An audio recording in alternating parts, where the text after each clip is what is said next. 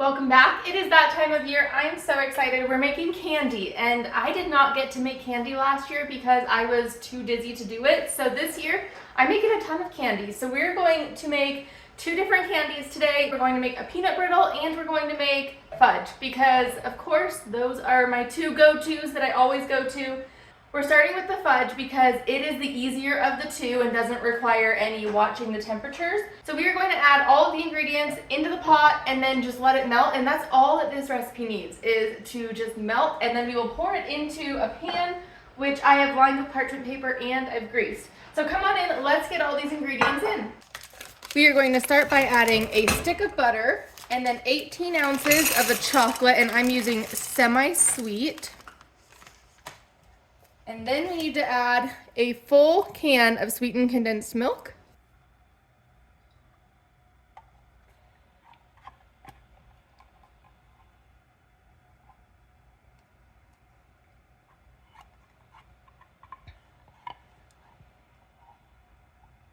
And I'm going to put this on a medium. We don't want it to go too fast. So I also have some vanilla that we will add in after it's completely melted.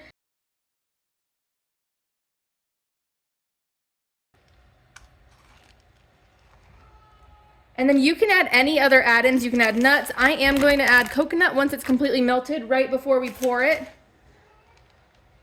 because I love coconut in my fudge.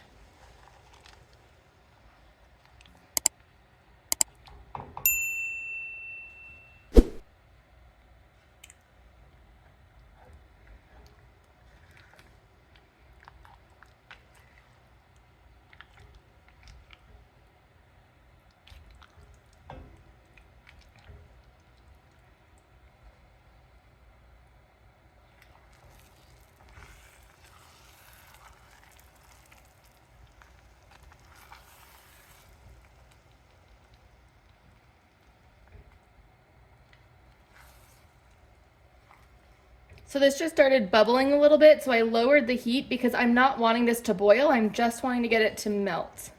And you could, of course, do this in the microwave. You do not have to do it on the stove. I prefer doing it on the stove because then I don't have to grab a very hot handle of anything.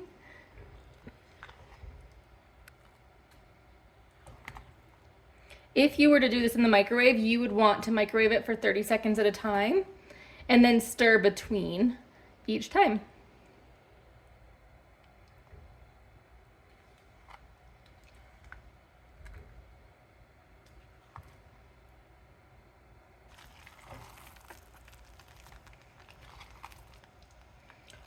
We are almost there. We are starting to see this get really shiny and it look not as lumpy. So all those little lumps that we're seeing, that is chocolate that still needs to melt down. And we can keep this on a really low heat because we don't want to cook the chocolate. We just want it to melt. And the residual heat will do a lot of the melting. And I am going to keep stirring it because I don't want the chocolate to be on the bottom of the pan for too long. I want it to all be about the same temperature so it can all melt.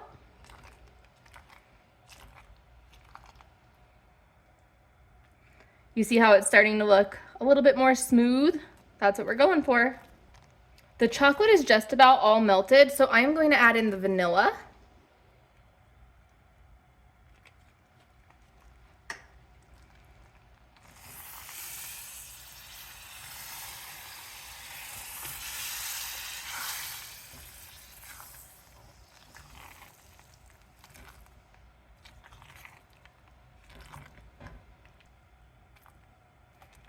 There's just a few little lumps left to get out, but we're almost there.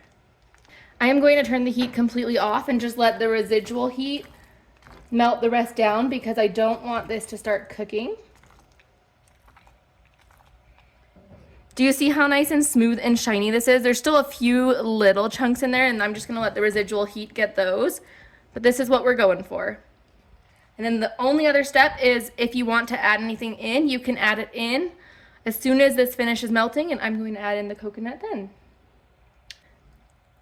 Okay, I'm going to call this good enough. There's still a few little streaks in there of chocolate, but I think we'll be okay. There's no big chunks that anyone would be biting into. So we are going to add the coconut, and then this is going to cool it off quite a bit. So we're going to be ready to put it in our pan pretty quickly. Oh, I got it on the stove. I've decided to mix it over here so I don't mix it all onto my stove when I spill it.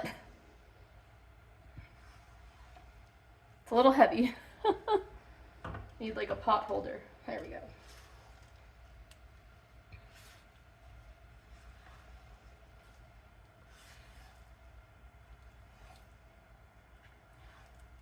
And I'm just folding this in. Anything you want to add at this point. Nuts. What else would I think of? Chocolate covered cherries? Or maybe a dried cherry or a dried cranberry. Okay, I think we are fully incorporated, so I'm going to get it into here. And if you're wondering, this took about 15 minutes to get it to fully melt. And you could put this into little molds. You could just put it onto anything that you want. I'm putting it in here because I want to have a thicker piece rather than a thinner piece. And I know that when I spread it out too much, they're very thin. So I'm going to smooth out the top. And I did grease this pan. And this needs to cool completely before we cut it. If you try to cut it too soon, you're gonna run into issues. So we can pop this in the fridge, or we can just let it sit out and cool. But that's as easy as that was. And this is for me. All right, I set the fudge to the side on a trivet because I wanted to make sure it didn't get, I don't know, I worry about the counter. So it's on a trivet sitting out. I might put it in the fridge once it cools down a little bit. I don't wanna cool it way too fast. Let me talk about everything that I have set up for the peanut brittle, because you want to make sure you're ready to go before you start, because it gets to a point where everything happens really quickly. So I have out a 1/2 cup measure so I can put corn syrup in it. I also got out spray. That way I can spray it and it'll come right out. We need a teaspoon of butter, a cup of sugar, some vanilla, and then some nuts. Now you can do this with nuts that are already roasted or not roasted. If you're doing not roasted, you want to put them in and let them cook for a while, but I like to just use roasted. And I have a trick. My trick is to use honey roasted, because that makes it even more delicious than just your regular salted peanut. I didn't have very many of them, so the bottom is honey roasted and the top, oh Milo, and the top is just regular salted, so that'll work. Now here's the part that you need to be ready for is baking soda. We need a teaspoon of it. We need to have out a sifter because we want to sift that baking soda, because we do not want any clumps. It goes in last after we're completely done, but as soon as we put it in, we have to be ready to spread it. And we also need something to spread it with. So I'm glad I'm walking through this with you, because I don't have anything out to spread it with. Well, actually, all right, we can use the same spatula that we used for the last one. Now this recipe, you can make it in the microwave and just keep putting it in and stirring it until it's a different color. What you're really looking for is the syrup to turn a little bit darker, and that's when you're ready to pour. It's very easy to tell in the microwave, but a little harder in a dark bottom pot. If you have a pot that's light bottom, by all means do that. Or we're looking for around 280 to 300 degrees. I think it's like 280 to 340 or something, but I'm gonna stick on the small side because it changes very quickly. The last time I made this, I didn't use a thermometer, which usually I don't, but I did get it out just in case. And I let it cook a little bit too long because I turned away. So we don't want that to happen. So let's start by adding in the sugar to the pot and then the corn syrup. Oh, and I do have a tray with some parchment paper on it, and I have that on a trivet because sugar is very hot. You definitely do not want to be touching hot sugar because it will burn you. Now I'm spraying this before I turn the stove on because I do not want a fire. Okay, get that in there.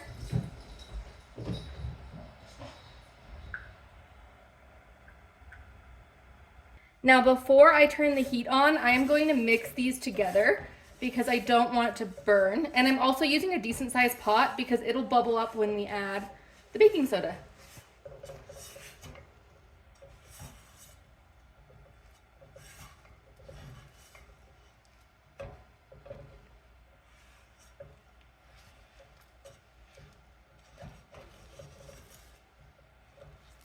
Okay, we just need to turn this on. I'm gonna turn it on to a medium heat, and we're going to let it completely melt and then start to change color. And when it's there, we will add in our butter and vanilla, and then followed by the nuts and the baking soda. Okay, I'm going to let that sit there untouched until we get to the right temperature. We are at about 230 degrees, so this is what it's looking like. It's going to start turning darker, and that's what we're looking for. So we need to keep a close eye on it. Okay, I see us starting to change color, so I want to take the temperature.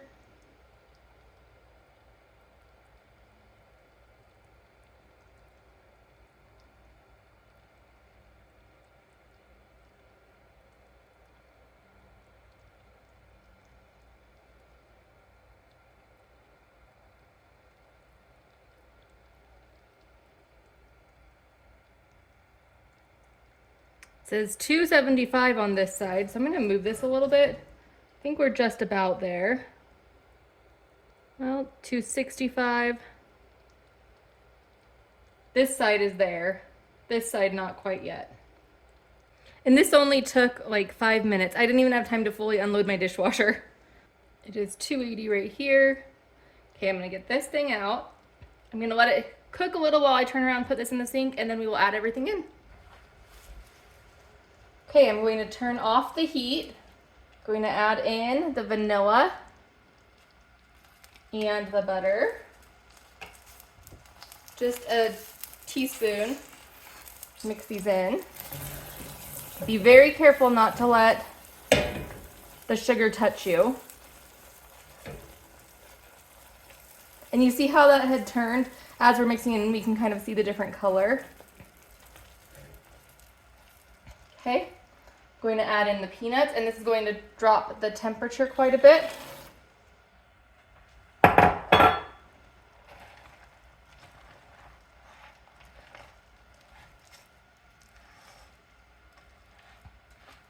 And then we need to add in the baking soda.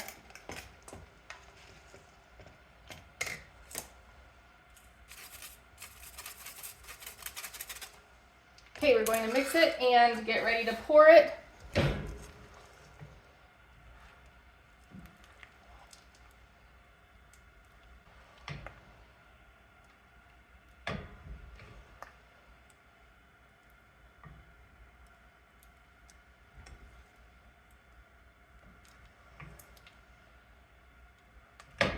It's bubbling a little bit.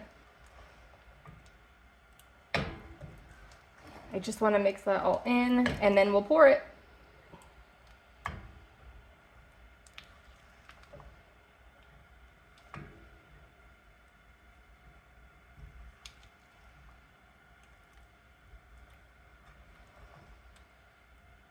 Okay, over to the pan. Remember, don't touch it. It's very hot.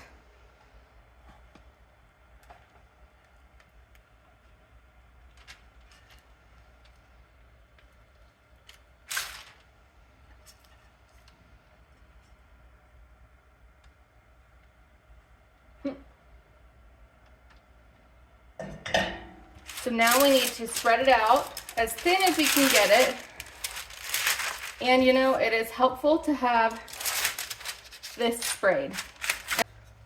Spray that. I feel like I'm out of practice here. It's only been a few months since I've done this.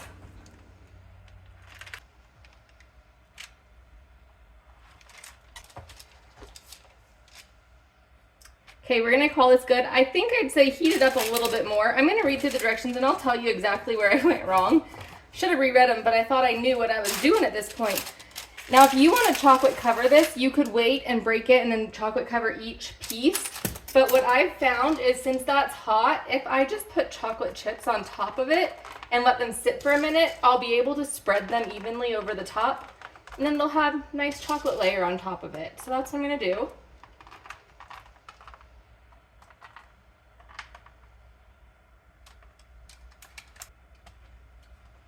So see how these are just spreading? They need a few more minutes, but super easy.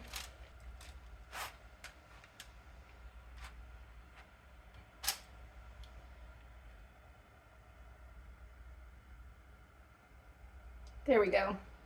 See, we've got a nice melt.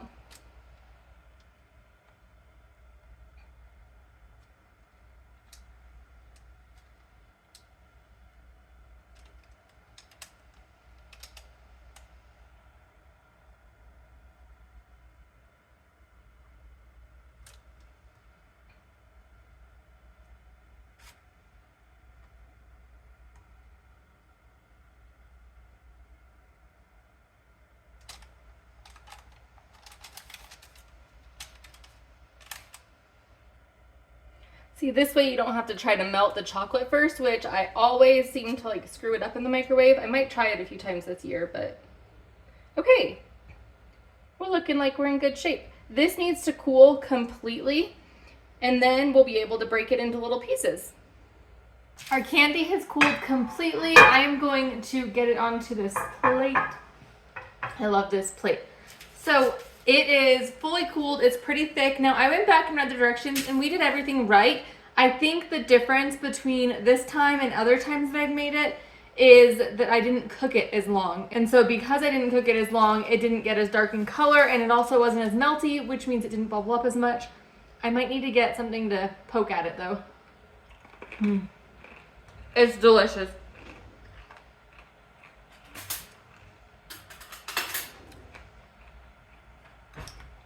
Oh my gosh, it is so good. I was thinking about how I want to break it. I think I'm going to do it like this. There we go. The chocolate hasn't fully hardened yet. I'm going to wash my hand. Oh my God. This is so delicious. This is like my favorite. Yeah, that's the way to do it.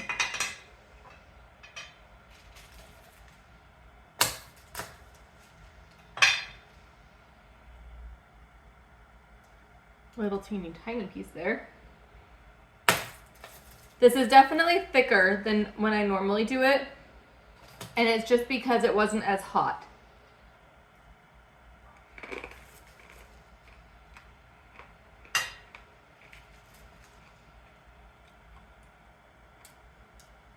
It's very, not soft, but it's not, how do I explain that?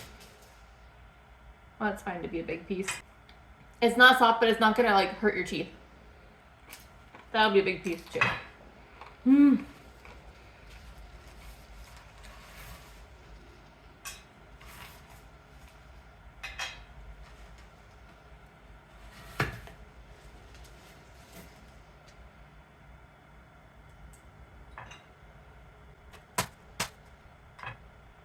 I think I take back the idea of thinking I should have cooked it a little bit longer. It is a little harder to break, but it is actually really easy to chew. So I think I'm gonna go for, I like it being really easy to chew.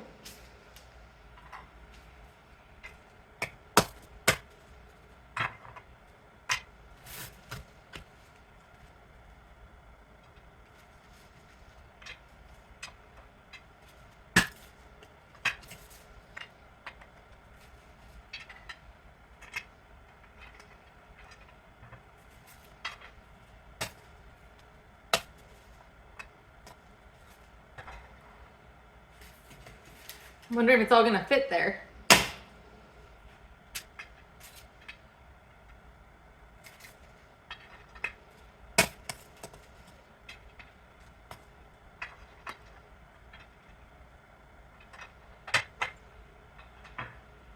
Okay. Let's see if we can cut into this. I might be jumping the gun a little bit because when I touch the bottom of it, it's still not completely cool. But I'm going to see if I can just run my knife along the bottom. Yeah, I think we're gonna be fine. And I think I'm actually going to cut it on a cutting board instead of inside of there, because I don't want to cut the paper and not be able to pull it out.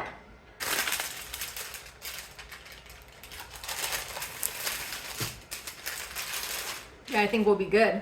It's beautiful.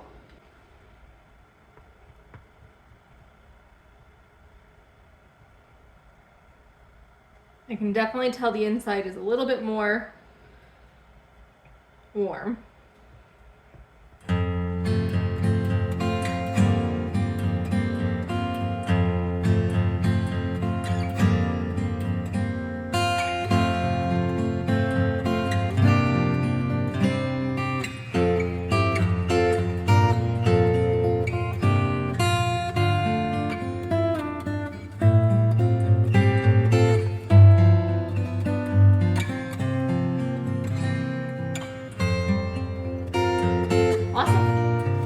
right, we did it. This cut out beautifully. The inside, I can tell, is a little bit not as firm as I would like, but I wanted to cut it now. So I'm going to probably get this just onto a plate, and then I actually keep my candy in the freezer. This probably won't last long enough, but this looks fantastic. So I'll give you a close-up of them.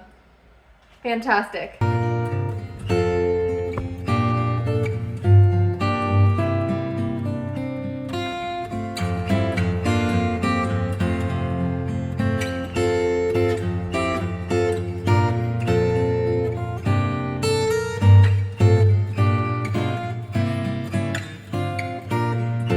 Alright, thanks so much for watching this video. If you enjoyed it, please give it a big thumbs up. It is Christmas time and I'm so excited for all of the baking and candy and all of the fun festives this month.